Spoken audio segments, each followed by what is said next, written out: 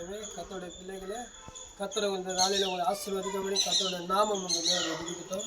இந்த காலை வேலை கர்த்தரின் மன்னாவின் மேலே ஆசீர்வாதமான நேரத்தில் உங்களை சந்திக்கிற மகிழ்ச்சி அடைகிறேன். கர்த்தருக்கு கல்வி கூறுகிறேன்.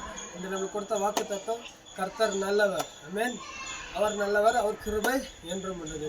கர்த்தர் எதனால் நல்லவர்? இயேசு எதனால் நல்லவர் சொன்னால், அவர் பரிசுத்தராக இருக்கிறதுனாலையோ இல்லை, அவர் ஒருவரும் காணக்கூடாத வெளிச்சத்தில் இருக்கிறதுனாலையோ இல்லை, அவர் நம்மீது வைத்த அன்பின் மித்தமே அவர் நல்லவர். ஏன்னா பாவியான மனுஷன் ஆதாம் மேலே வந்து அந்த சாபத்தை தன் வார்த்தையின் சாபத்தை தானே சுமந்து தீர்த்ததுனால தான் அவர் நல்லவர். ஆமென். இதனால் இந்த வார்த்தைப்படி கர்த்தர் உங்களை எல்லா கிருபையும் காத்து உங்களை அவர் நல்லவராக உங்களை வழிநடத்த கர்த்தர் தானே உங்களை ஆசீர்வதிக்கும்படி இந்த நாளில் புதிய கிருபையை தந்து காலையில் வேலைக்கு போகலாம், இல்லை எந்த ஒரு ஸ்தலத்தில் இருக்கலாம், பயணங்களில் போயிருக்கலாம். கர்த்தர் உங்களை இந்த நாளில் முழுமையாக ஆசீர்வதிப்பார்.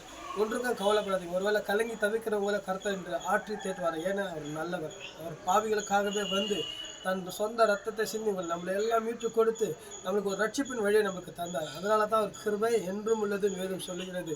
கர்த்தர் நல்லவர், அவர் கிருபை என்றும் உள்ளது. இயேசுவின் நாமத்தில் அவங்க ஆசீர்வதிக்கும். ஆமென்.